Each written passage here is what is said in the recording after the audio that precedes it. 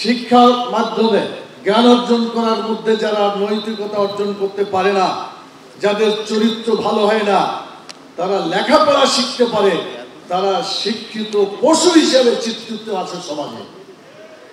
এই যারা লেখাপড়া করে সব কিছু তারা জানে এবং শুনে, কিন্তু তারা যখন চরিত্রবান কাজ করে না, তখন তারা পশুর চাইতে নিকৃষ্ট কাজ করে। আপনারা বলেন, দেখা মাত্র গুলি করে মানুষকে যে অর্ডারটা দেওয়া হলো, একজন মানুষ আর একজন মানুষকে দেখা মাত্র গুলি করতে হবে, এটা কি কোনো শিক্ষিত লোকের কাজ না অমানুষের কাজ? এটা তাই তো করে গেছে। অথচ কত ডজন ডিগ্রি তিনি নিয়েছেন আপনাদের মনে আছে? অসংখ্য ডিগ্রি অর্জন করেছেন। শেষ পর্যন্ত মানুষকে হত্যা করার নির্দেশ দিয়ে বাংলাদেশ থেকে পালাতে বাধ্য হয়েছে। এজন্য চরিত্র যদি ভালো না হয়, তাহলে পৃথিবীতে তার দ্বারা কোনো ভালো কাজ হতে পারে না। ইংরেজিতে একটা কথা আছে, তুমি যদি টাকা হারিয়ে ফেলো, if money is lost nothing lost, if health is lost something is lost, but the character is lost everything is lost. যদি টাকা চলে যায়, এটা তেমন কোনো ক্ষতি হয় না। স্বাস্থ্য যদি হারিয়ে যায়, কিছু ক্ষতি হয়, কিন্তু যদি চরিত্র শেষ হয়ে যায়, হারাবার আর কিছু তার থাকে না।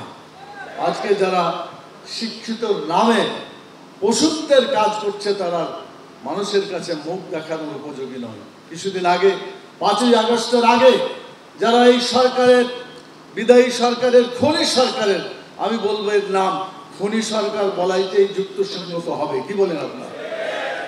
একটাই টাইটেল তার জন্য যথেষ্ট।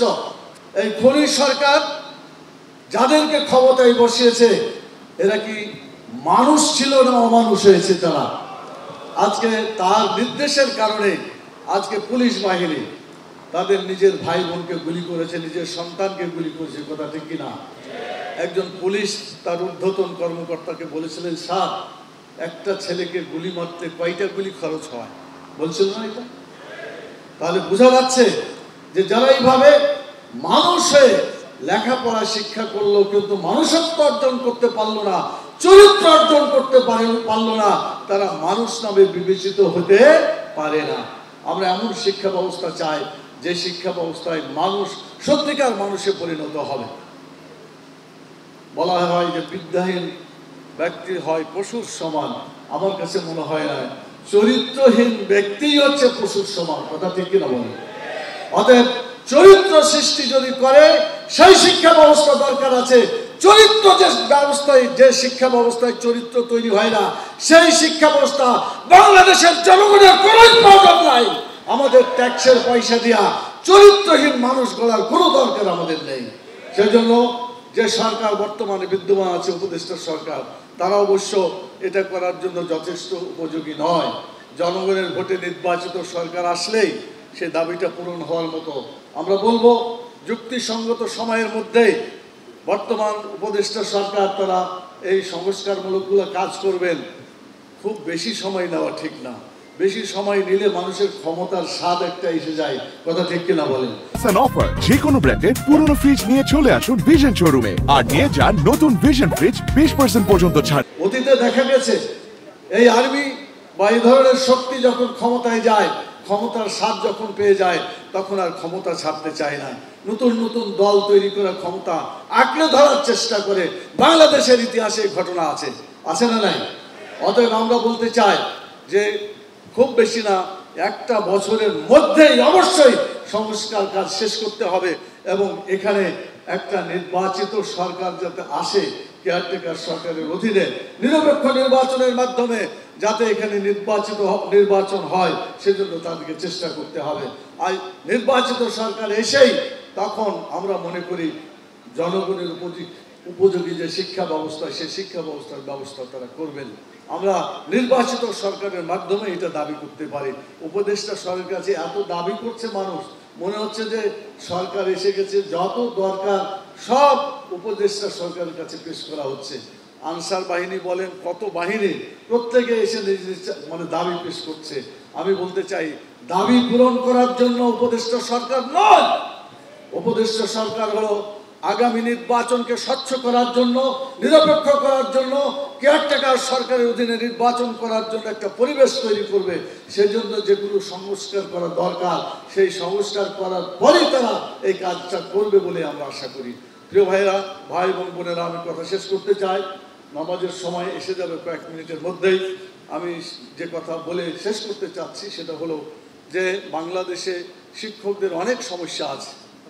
প্রাইমারি স্কুল থেকে শুরু করে হাই স্কুল, কলেজ, মাদ্রাসা, বিশ্ববিদ্যালয় পর্যন্ত অনেক শিক্ষকের দাবি দাওয়া আছে না নাই? আপনারা যারা শিক্ষক তারা ভালো করে জানেন। এই দাবি দাওয়াগুলোকে আপনারা ঠিকমতো নিজেরা বিবেচনা করে দেখেন কোনগুলা করলে পরে বাংলাদেশের জন্য উপযোগী হতে পারে, সেগুলা নিয়ে আগামী দিনে আপনারা অধিকার আদায়ের আন্দোলন করবেন, এটা ঠিক আছে। তার আগে আপনাদেরকে আন্দোলন করতে হবে বাংলাদেশের শিক্ষক সমাজের চরিত্রকে সংশোধন করা দরকার। কথা ঠিক কিনা বলেন? নকল মুক্ত শিক্ষক, নকল যারা করবে না এমন শিক্ষক, করতে সাহায্য করবে না এমন শিক্ষক দরকার। লেখাপড়া শিক্ষা দেবে, যারা চরিত্রবান শিক্ষক হবে তাদেরকে দিয়ে আগামী দিনে জাতি গড়ার কাজ আমাদের করতে হবে। আদর্শ শিক্ষক ফেডারেশন সেই লক্ষ্যে কাজ করে যাচ্ছে। আপনারা চেষ্টা করবেন যাতে আগামী দিনে আমরা আদর্শ নাগরিক সৃষ্টি করতে পারি, বাংলাদেশের উপযোগী নাগরিক সৃষ্টি করতে পারি। শুধু বাংলাদেশের উপযোগী নাগরিক নয়, আমরা দুনিয়াতে থাকবো, থাকার পরে একটা আখিরাতের জগৎ আছে। সেই আখিরাতে আমরা যাতে শান্তি পেতে পারি সেই শিক্ষা আমাদেরকে ইসলামী শিক্ষা যেমন করতে হবে, ইসলামী চরিত্র গঠন করতে হবে, ইসলামী রাষ্ট্র ব্যবস্থা কায়েম করতে হবে। ইসলামী রাষ্ট্র ছাড়া কোনো শিক্ষা ব্যবস্থা বাংলাদেশে কায়েম হতে পারে না। সেজন্য শুধু অংশ পরিবর্তন নয়, টোটাল ইসলামী রাষ্ট্র অর্থাৎ রাষ্ট্রকে সম্পূর্ণভাবে পরিবর্তন করতে পারলেই বাংলাদেশে ইসলামী শিক্ষা ব্যবস্থা কায়েম হবে।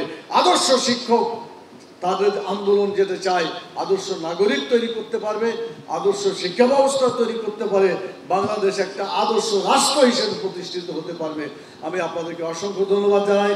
আগামী দিনে আল্লাহ তাআলা দ্বীনকে নিজের ব্যক্তি জীবনে, পরিবার জীবনে, সমাজ জীবনে, রাষ্ট্র জীবনে কায়েম করার জন্য যে সমস্ত ভাইয়েরা আজকে শহীদ হয়েছে, একটা নতুন পরিবেশ আমাদেরকে দিয়েছে ছাত্র ভাইয়েরা, সেই সমস্ত শহীদদের জন্য দোয়া করি। আল্লাহ তাআলা তাদের শাহাদাতকে কবুল করুন এবং যারা আহত অবস্থায় আছে আল্লাহ তাদেরকে সুস্থ করে আবার ময়দানে ফিরে আসুন এবং ফিরিয়ে আনুন। এই বাংলাদেশে একটা আদর্শ রাষ্ট্র, আদর্শ শিক্ষা ব্যবস্থা এবং বিশেষ করে দুনিয়া এবং আখিরাতের কল্যাণের জন্য ইসলামী জীবন বিধানকে ব্যক্তি, পরিবার, সমাজ, রাষ্ট্র জীবনে কায়েম করে আমরা যাতে দুনিয়াতেও শান্তি পেতে পারি, আখিরাতেও আমরা যাতে শান্তি পেতে পারি